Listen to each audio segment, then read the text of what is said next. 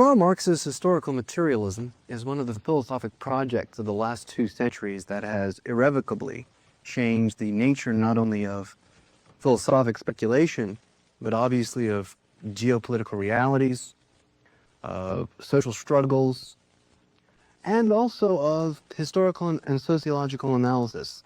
In many ways, Marxism is a very broadly synthetic intellectual project, bringing together elements of aesthetic theory, of moral theory, of epistemology, of metaphysics, much of which is very much, how to put it, dated. Marx is very much useful as a barometer of intellectual fashion.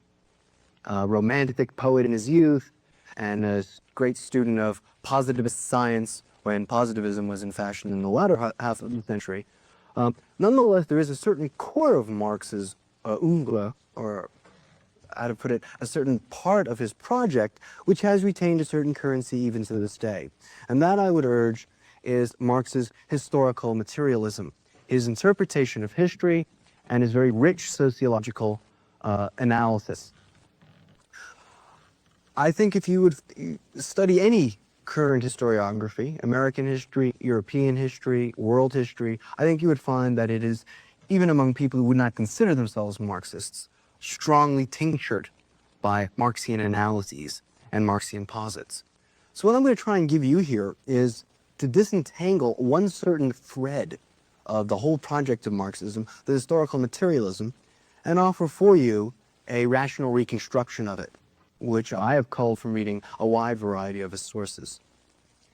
I should begin by noting that Marx was profoundly affected by Hegelian philosophy, Kantian moral theory, French political communism, specifically of Mabeuf, and British political economy. And towards the end of his life, that becomes increasingly important to him. He's very much eager to inherit the mantle of David Ricardo as the great political economist of his generation. Marx attempted to synthesize all of these disparate elements into one sort of overarching philosophy or worldview, much of which has become, as I suggested, in many ways outdated. But his historical materialism, which has retained a certain amount of freshness and validity for us, is specifically an attempt to answer Hegel's idealist explanation of history, which you previously heard from Professor Segru. In a way, Hegel was the perfect answer to the Enlightenment. Right? We saw that the Enlightenment tended to push a mechanistic materialist metaphysic, which tried to treat Newtonian science as the bottom line explanation of the universe. And Hegel, of course, came across the way you always refute any scientific explanation with a counterexample. You say, okay, if all of the world is describable in mathematical laws, give me the mathematical laws of human development. And the point is that Hegel pointed out human history cannot be explained without positing a free consciousness, which develops in its process of coming to self-awareness. Therefore, history is the great counterexample to Newtonian physics and Enlightenment science. And therefore, history and historicism very much became the rallying cry of the Romantic generation that fought against the, quote, scientism of the Enlightenment. I want to urge, insofar as he was an historical materialist, Marx and Engels, because I'm going to draw on Engels' works as well. There's a fashion nowadays among Marxists to disparage Engels and say that Engels was all the vulgar part of Marxism. Marx didn't think that. Marx thought Engels was a great companion and scholar, and I would argue that much of the actual historical detail that made much of Marxism accurate came from Engels. Engels was in many ways a great scholar, but that their project of historical materialism was an attempt to answer Hegel, to say, you thought you found one great counterexample to science and determinism, didn't you? Well, I'm going to take you on your own turf, human history, and I am going to show you when it's done that, in fact, it is a scientific phenomenon that can be described through laws. That is, in fact, causally determined, not through freedom, not through rationality, but simply by, as we'll see, a sort of technocentric interpretation of the world. So The basic project in its roughest guise is the attempt to explain human history on a purely naturalistic or scientific basis. Now, in the rational reconstruction I'm going to offer you, we're going to take our point of embarkation or beginning from a comment that Marx sort of threw away in the Communist Manifesto. He said, communism is the answer to the riddle of history, and it knows it. It solves the problem of history. It's one of the few places where you get that formulation, the problem of history. And the question becomes, what's the problem of history? And what is he talking about? I want to urge that what in fact the problem of history is really a problematic. It's a set of issues or background assumptions. Another way of thinking of it is in terms of history as a narrative. It's the set of themes, three fundamental themes that interact and arise in the unfolding account of human evolution. So what we'll find is I'm going to offer you these three issues that make up the problematic, and you should be able to see them interact in a dynamic process of evolution in human history. And we'll find that those themes, that evolution is punctuated by very sharp conjunctures. Now, the first issue behind that problematic is one of what I would call philosophical anthropology. The question is, from a naturalistic basis, what distinguishes man from all the other species? Right? What is unique about humans that none of the other species seem to have? And the first obvious answer to that, the Hegelian answer, is, well, consciousness.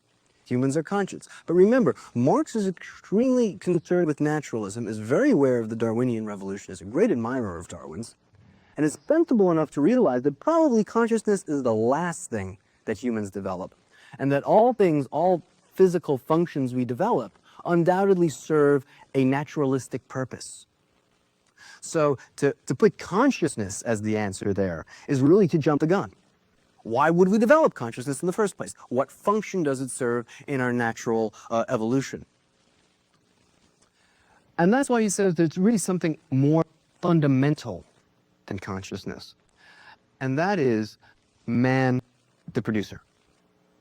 Humans are the only animals that manipulate and change their environment constantly, refashion it to fit their evolving historical needs and desires. In other words, man, Homo faber, is the only species that produces with cognitive forethought. And in fact, that's the key to cognition and consciousness. That consciousness developed instrumentally, right? That seems to be the background assumption. We developed consciousness and representations so that we could become more efficient in our productions in nature.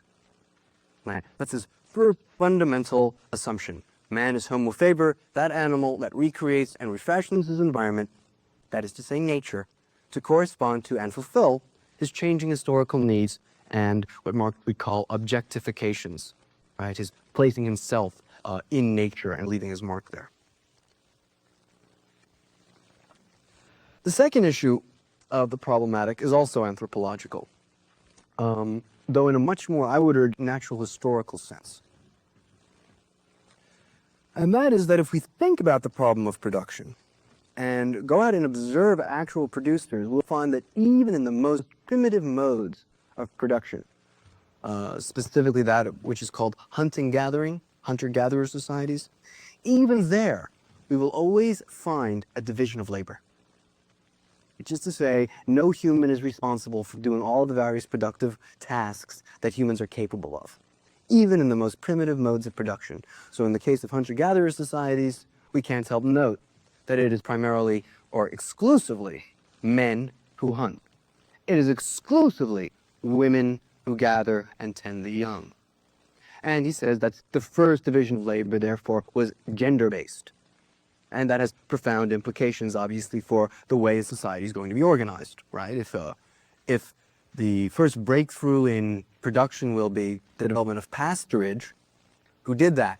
Who figured out how to tame the animals? Obviously the men. We should expect to find an extremely patriarchal society with an extremely patriarchal mythology. Contrast that to a society where the first breakthrough is sedentary agriculture. Who figured that out? Certainly not the men. The men had nothing to do with crops. The women figured it out. And he says, if you find that well, he doesn't say this, every anthropologist suggests it as well. I mean, I don't want to give him all the credit, that we should expect there to find matriarchal and matrilineal lines of descent, and that the religious icon will probably be a goddess, the goddess Mother Earth. Okay, so that's the second issue of the problematic, is division of labor. So we have Homo faber, man is the animal that produces, and division of labor. The third issue, or problem, is scarcity. Again, it's an empirical observation. Every hitherto existing human society has been unable to produce more than enough, or even enough, of the various goods and luxuries of life for every member of that society. All right? No society that has existed in history has been able to fulfill all of the not only material, but cultural wants of all of its members. And the result of this, Marx thinks, is absolutely causally determined. One group of society will attempt to enclose a disproportionate share of the material and cultural goods of that community so that they can live a more richly fulfilling life. It be very clear, Marx does not have any moral judgment about this. He doesn't think it's bad for people to try to, quote, exploit other people so that they can live a richer life. In fact, this corresponds to what he would call, or we might call, since we've all been educated in the subject, Kantian heteronomy. As long as scarcity exists, each and every one of us will be heteronomously determined to try and get as many of the goods of life as possible. Right? And Marx has no value judgment about that at all. It's a completely expectable, predictable, and justifiable sort of activity. And we should expect to find that, in fact, such an attempt to enclose a disproportionate share of income will probably be based on your position within the division of labor. He'll try to take your position in that division of labor and use it to justify enclosing a larger amount of, quote, goodies. And that will require you gaining, quote, power, either militarily or culturally or otherwise. Now, the term for such a group that on basis of the division of labor is able to enclose a larger part of social income is a class. Don't get too hung up in that word. It corresponds roughly to what Madison and American Enlightenment figures called interests. It's not that distinct from the notion of social faction. It is basically the idea that because of our various economic positions, we all have disparate interests. And we try to pursue our as it were, class or collective interests at the expense of other interests. So, three problems that are the background issues: scarcity, division of labor, Homo faber. Okay, now, we are at the position where we can begin to rationally reconstruct Marx's historical materialism. He posits two fundamental entities from which everything else will be recursively built. The first is what he calls actual, concrete, historical persons. Marx had a tendency to pound the desk every so often and say, I'm being concrete, real people. That's the one posit. The other, the much more involved posit, is what he calls the forces of production. All right, so those are the only two entities from which everything are built. Actual historical persons, real live, flesh and blood, and the forces of production. For Marx, especially in his historical materialism, the story of human history is largely the story of the development of the forces of production. The forces of production, in fact, turn out to be the issue which will allow us to deal with the problem of scarcity. Okay. Now, the forces of production are comprised of two elements. The first is known as the means of production, and the second is abstract labor power. More technical jargon. What are the means of production? Well, tools, right? Screwdrivers, stone axes, plows are all means of production, things through which, or by means of which one can produce. Similarly, facilities or productive spaces. If one is engaged in agricultural production, then a farm is part of the means of production. If one is engaged in industrial production, then a factory or a specific location, perhaps the use of a water mill, or if you're using water mills, of a stream or running brook, will be one of the means of production. And finally, raw materials are means of production. I mean raw materials not in a sort of precise sense, but rather in the sense of objects of labor. Whatever in any given labor process you begin with, we'll call a raw material, noting that it's not always in fact a raw material and may already have been fashioned by other productive industries. That was confusing. Wait till you get to abstract labor power. It's not what at first you would think. It's simply the mechanical power of the human musculature. Though Marx is aware that that in itself is significant and varies dramatically over time. Right? Certainly the amount of protein we take in our diets will have a profound effect on the amount of muscular power that the human frame will be able to deliver. But it also encompasses technique, skill, and such technique and skill as it actually exists at any given moment and develops over time. Now, obviously, the most important version of such skill, of such technique for Marx, is what we would call science, right? Science is the most important element of abstract labor power that moves forward the forces of production. Because when science is applied to nature, we get applied science or technology. I stress this is very important because subsequent Marxists have attempted to ignore this fact and talk about bourgeois science and bourgeois scientific ideology. Be very clear, Marx did not think science was ideological at all. Marx thought that historical materialism was a science, Newtonian physics was a science, Darwinism was a science, and they were all absolutely true, or at least as true as things get, and beyond ideological criticism. Marx was not a science basher. He was very much a child of the Enlightenment, perhaps the last partisan of the Enlightenment. Now, persons, we have two entities, right? Historical persons and the forces of production, or productive forces. They stand in various sorts of relations. Marx called these relations of production. Now, I'll give you a couple examples. Ownership, right? Any individual can own the means of production. You can own a farm. You can own tools. Mastery and slavery, right? One can have mastery over abstract labor power in the version of a slave. One can own such abstract labor power in the person of a slave. Renting and leasing, right? One may rent a farm or rent tools or lease a factory, or for that matter, in a sense, lease labor power, what we would call wage contracts, wage labor contracts. So there's a variety of these distinct sorts of relations of production or productive relations, and they're constantly going through historical evolution. In fact, one of the things I think we'll see, Marx argues, is as human history develops, at least in their formal and legal aspect, the relations of production become increasingly humanized with each epoch. Now, these productive relations, Marx thought, were strongly determined by the stage of historical development of the forces of production. In other words, a primitive technological state induces towards rather severe forms of labor control, like slavery. Right? If there are very few labor-saving devices, you try to enclose as much labor as possible and you enslave people. Contrast that with a culture in which you have an immense technological sophistication, in which case it is no longer, frankly, profitable to have to maintain a person year-round, and you simply buy that portion of their labor that you need on a monthly or weekly or yearly basis and lay them off when it's no longer necessary. So these productive relations, the relations between peoples and relations between persons and the forces of production are strongly determined precisely by the stage of development of those forces of production.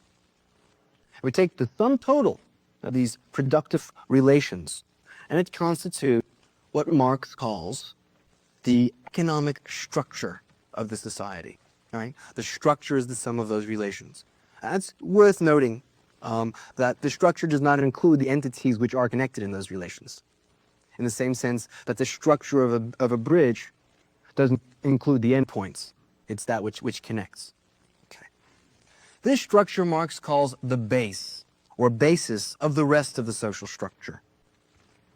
Right? The base is part of the social structure, and it's that part upon which the rest of the social structure arises. And Marx called the rest of the superstructure social structure, the superstructure. And the point is that it is thought to be epiphenomenal to the base. All right. What that means is that it is determined, the form of the superstructure is determined by the level of development of that economic base of society. Now, what is the superstructure?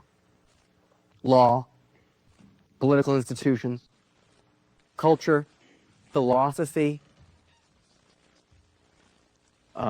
painting, music, all forms of culture, aside from science, which is the only thing that was really true and went all the way down. All other forms of culture were superstructural and epiphenomenal to the base. Now, that's a rather hard expression. His point is that the various forms of culture we'll find will be determined by the economic structure in such a way that those forms of culture will serve to legitimate, reglement, and routinize the existing economic structure. That is, for many people, a very large and bold claim. And yet, as one thinks of it and tries to get outside of one's historical space, one can see that there is in fact some credence to that. One example I've given to college students is athletic activities. We know, for instance, that the game of lacrosse was originally a game played by American Indians, Native Americans. And there was one significant difference, though, in the way they played lacrosse and the way we played lacrosse. They knew beforehand who was going to win. I mean, the point was not to have one team win and the other team lose. You knew beforehand who was going to win. It was a game of the living against the dead. And if the dead didn't win, they'd come by and haunt you for the rest of the year. So the least thing you could do is once a year get some guys dressed up to act out the dead and let them win the lacrosse game. Right? The beauty of the game was the elan and skill you used in acting it out. But everybody knew beforehand who was going to win. This is a cosmic drama. Now that to us is counterintuitive because when we play games like lacrosse, what's the purpose? To win. Why? What are we doing? We're celebrating our economic structure, a structure based on competition. To the guy who can play by the rules and score the most points, make the most profits, whatever, that's the winner. And in fact, as you watch in any aspect of culture, I mean, Marx was specifically concerned with poetry, but I think more of us are probably associated with the constant exposure to sports. That's a form of mass culture that's very popular. You'll see that as sporting events evolve, that it increasingly comes to represent more and more of the development of our forces, our production of our economic structure. All right? Take, for instance, a game like soccer. There's very little division of labor in soccer, is there? Everyone does the same things. They run around and kick a ball. And then there's one guy who stops it. Very much like baseball, where basically everyone does the same thing, then there's one guy who throws the ball. And then everybody else takes their turn at bat, except for in the American League. They have that horrible designated hitter rule. Contrast that to a game that was created after America was industrialized, like football, right? It's very much like a factory. There's complete division of labor. There's guys who play in the league for 15 years and never touch a football unless they screw up, right? There's other guys who will never hit someone for the rest of their career. There's another guy who just does nothing but kick the ball, can't even speak English. And then to top it off, there's this incredible hierarchical control by the coach on the sideline who is very much, wired in at headsets, very much like a factory manager. And in fact, we are so celebratory of our economic structure that all of us know the names of the owners, right? We actually know the name of the capitalists of these industries. There's Ken Cook owns the Redskins, the Maras own the Giants, and Eddie DeBartolo owns the 49ers. And in fact, football fans have reached the point where they even know how profitable the teams are, that winning results in a bottom line. So that's exactly Marx's point, is that it's not some sort of conspiracy or anything like that. It's that that's what culture does. Culture is naturally going to, through a process of causal determinacy, reflect and justify the economic structure below it, right? And again, we can find other examples of this. Look at, say, the sorts of activities that were considered fun among medieval lords. Jousting, which is what? A representation of their life, their warriors. Hunting, right? Surprisingly, they were very much into math competitions. And what sort of play did monks have? Debate societies, right? Always representing their relationship to the means of production, their labor process, their economic structure. Okay, various relations of production within a given society.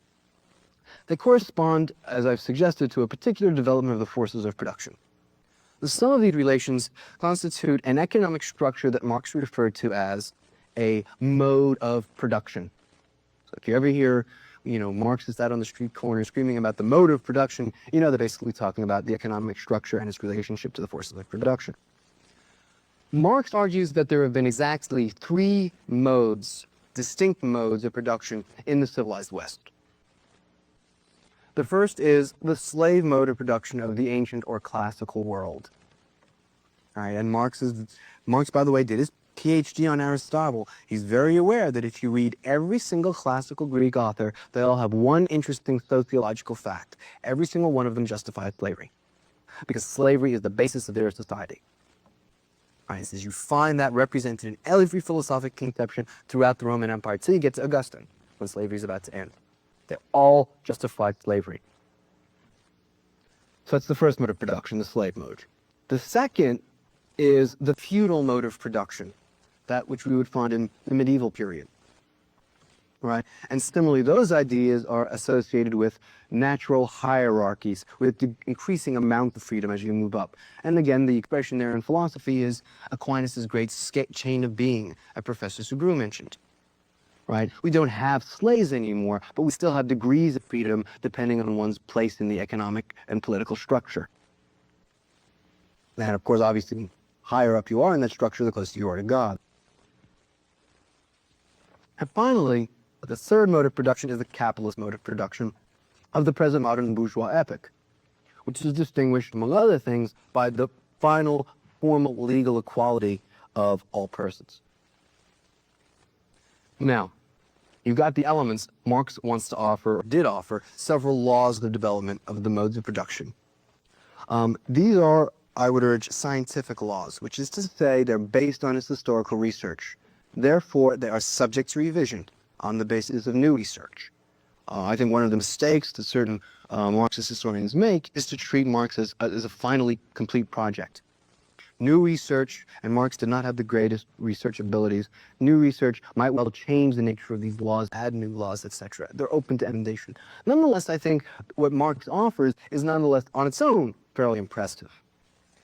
Well, our first law will be that every mode of production persists as long as it is capable of fostering the development of the means of production, of the forces of production. So as long as any given economic structure or system of social relations allows the further development of the technology of the time, Marx says you can expect that that economic structure or those relations of production to persist.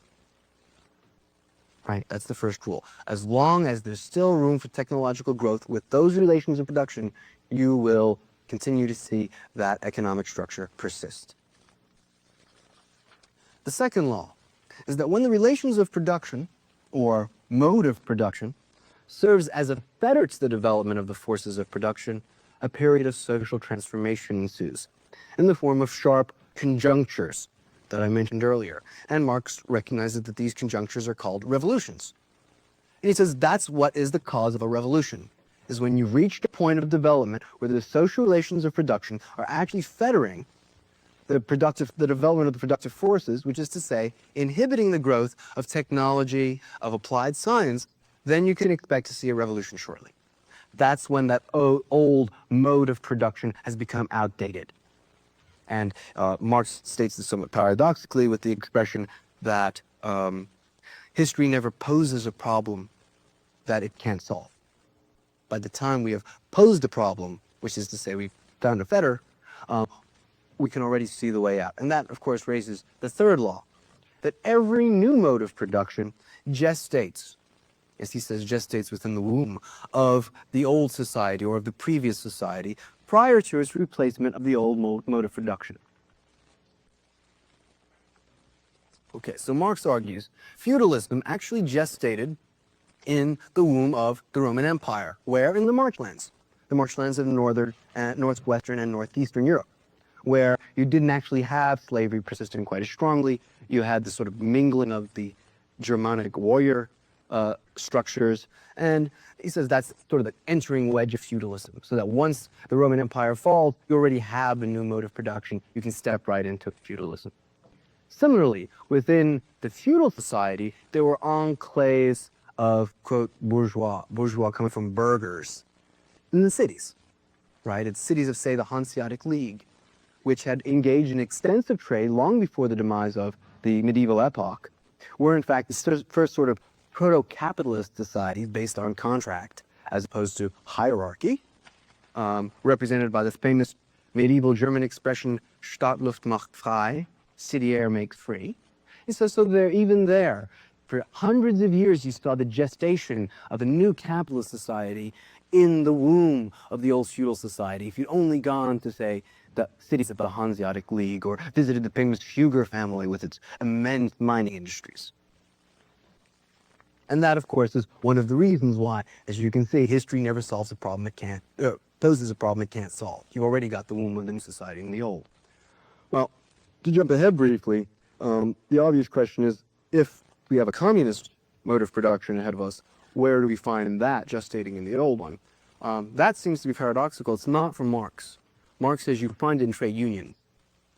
Right? Whenever you see a trade union, you see workers interacting on the basis of communality, or on the basis of mutual risk and benefit.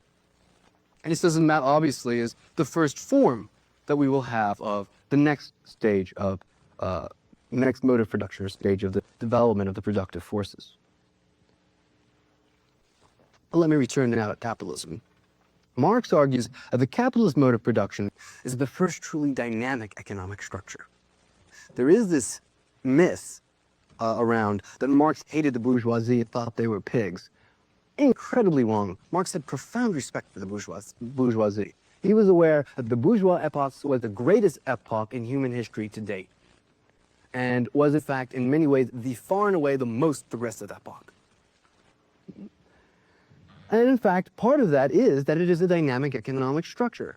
The exigencies of competition, not the moral wisdom of the bourgeoisie, but the very fact of competition forces the bourgeoisie to constantly revolutionize the means of production. Just to keep ahead of your competition, you are forced to invest in R&D. You are forced to create new labor-saving devices. You are forced to fund scientific research. You have no choice. It's the only way to retain the competitive edge.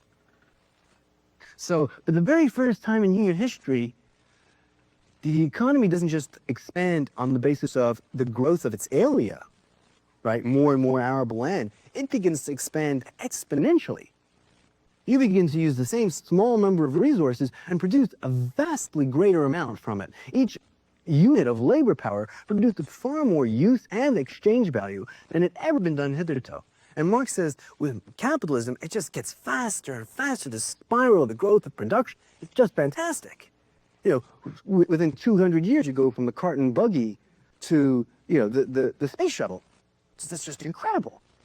You go from the age of steam to the age of fossil fuels to the age of nuclear power. Just incredible. And then the point is here that the bourgeois mode of production expands the forces of production so dramatically that you actually reach the point where it's possible to solve the problem of scarcity. Right? That is the great contribution of the bourgeoisie to world history. They make it possible for the first time to develop the technical means to solve the problem of scarcity so that we can actually produce more than enough goodies, cultural, material, spiritual, for every single person in our societies. Unfortunately, there's one drawback, and that is that given the disproportionate distribution of incomes under capitalism, the bulk of the population lack the material resources to consume the plenitude of commodities that industrial capitalism can produce. And Marx says this happens periodically, and the result is what he called recessions and depressions. And he says, think about what the business cycle is, what a recession and a depression really is. Factories are producing just as efficiently as they were before. People don't have enough money to buy it. It's a crisis not of overproduction, but a crisis of underconsumption. Right? The relations of production and distribution of incomes are causing people to close down their factories because they can't find people to buy their widgets or their cars or whatever. Well, then we come back to our laws of history, and what do we have? You reach the point where the relations of production serve as a fetter to the development of the productive forces. That which stopped us from producing more and more stuff and having more and more labor-saving devices is the fact that we can't find anyone to sell it to. And so Marx says, well, whenever you know that that's going to happen, what's going to be the result? As soon as it becomes a complete and utter fetter, we can expect to see a period of social transformation, a revolution. And hence, not his prediction that communism would occur, not his hope, but his absolute certainty. Because as he saw it, each time the business cycle occurs, it gets deeper and deeper, less and less companies get out of that slump or depression, you get increasing amount of oligopoly, and there'll come a point when you get down to about 9 or 10 multinational corporations that run everything, and then they'll go into a deep depression, and it'll be quite simple, you'll just nationalize them. Okay, so there, what we have is that communism represents the solution to the problem of history, right? It says capitalism has offered us the technical means to solve the problem of scarcity, but can't do so because of its relations of production. We simply do away with those relations of production. In redressing the problem of disparate incomes, the last fetter to the development of the productive forces is removed, and the problem of scarcity is solved on a global basis. This represents the end of what Kant called heteronomy, right? Marx said you will always be determined to act by the desire to get more and more of the goods of life. But when there's more than enough goods of life for everywhere to go around for everybody, you won't be determined to act anymore. And then we will enter the Kantian epoch of autonomy. And this is where Marx, had this great synthesis. So at that moment, history will no longer be about solving the problem of scarcity, because it will be solved. And he says, in fact, that's the sharpest conjuncture in human development. We can in fact call everything before communism prehistory, because it's when humans are actually acting like animals. They're stimulus and response machines responding to that problem of scarcity and division of labor. After that is history proper, when historical development is nothing more than the development of the pure human free consciousness as it unfolds in its various projects. Of course, communism will be preceded by a transitional phase called socialism, where the means of production are nationalized by the government. But ultimately, under communism, the state withers away, because the state is nothing other than a means of repression to support an economic structure, and when there are no classes, there's no need for it. So we have a sort of perfectly free anarchy. Okay, so much for Marx's historical materialism. I want to suggest, first of all, what I find powerful about it, and secondly, what personally I find problematic about it. I find powerful its conceptualization of past epochs, its attempt to create law-like regularities. I'm not convinced that all of them are entirely adequate, but then there's plenty of room for subsequent research and subsequent reformulation. I'm impressed by its ability to unify large chunks of world's history. That is what I think is quite impressive about it. There is something, however, which is sort of strange in Marx's historical materialism, and it's not the analysis of the past so much as the discussion of communism. Remember Professor Segru mentioned the old Hegelian dictum that the owl of Minerva spreads its wings only with the setting of dusk. What that means, and it's in fact quite accurate, is that you only understand an epoch when it's ended. Right? Subsequent analytic philosophers of history have shown that that's in fact the logic of the narrative sentences. If someone were to say, stop into Mrs. Newton's house on the night he was born and say, "Lo, unto you is born the greatest physicist of your age," undoubtedly Mrs. Newton would have suggested that he take a powder. But if you stopped at Mrs. Newton's house some 40 or 50 or 60 years later and said, "Oh, unto you, 40 or 50 or 60 years before, the greatest physicist of your time was born," it would have been true. Therefore, the meaning of that event is only clear to us afterwards. And Hegel made the point of this with Greek philosophy. He said, when do we get the great flowering of Greek philosophy? When the Greek city-state is dead. Right? When it's all over, that's when Plato and Aristotle can understand it. And similarly with the epoch. Well, the deep point there is that we judge past events on the basis of their present outcomes or subsequent outcomes, right? So, whereas in 1820 someone would have talked about the signing of the Constitution and said, well, that was the birth of our great nation, In 1865, someone would have looked at it and said that was the first step towards the Civil War, reevaluation. Well, Marx is doing something funny. As I've mentioned, he has all of these fantastic things to say about capitalism, except for one thing. The only reason it's not really great is because it's not as good as communism, right? He's judging capitalism deficient because it's better than every epoch that's come before it on the basis of an epoch yet to come. Well, he's speaking about a future event as if it was a present event. There's a technical word for that. It's called prophecy, right? Which is to say, unless you've actually experienced communism, then what basis do you have to critique capitalism? And to speak of communism as an inevitable outcome is to speak of future events as if they were present ones, which is exactly what Moses does, or exactly what Jesus does when he prophesies the coming of the end of the world. I would urge, however, that that's not a horrible problem for Marxism, or Marxist historical materialism. The problem for Marxism is a political project. It clearly becomes seen as a sort of prophecy. And incidentally, there are many Christian thinkers who've argued, the British Cardinal Newman once said Marxism is the last Christian heresy. It's the last time where you're going to have an eschatology and poor people are going to take over. I mean, after this, no one will believe that again. I would urge, however, that you can cut that part off, that communist part, the political project of Marx off, and leave behind the motive analysis of the past. And then what you have is, in a way, something close to the first creation of social science. And I think it's a particularly compelling way of thinking about past thinkers. I've tried to get you inside the text, as it were. But another thing you might do as you ruminate over these texts and read them again and again is think to yourself, well, how would, say, the economic structure, in a way, have determined this particular formulation of Aristotle, or that particular notion of Descartes, right? Or perhaps the bourgeois role of greed in society might have had something to do with the development of consequentialism in English-speaking philosophy. And it shouldn't surprise us that English-speaking world is the first place to have capitalism. And that Germany, which is relatively economically underdeveloped at the time, largely peasant, doesn't understand consequentialism, finds it bizarre, right? They don't have that mode of production. So, in sum then, I would say that Marxism, since it is such a broad project, is really best used as a series of resources, which we can eclectically draw and leave that which we don't wish behind. And I can't help feeling that Marxist historical materialism may be the most useful part of Marxism for analysts today and hopefully in the future.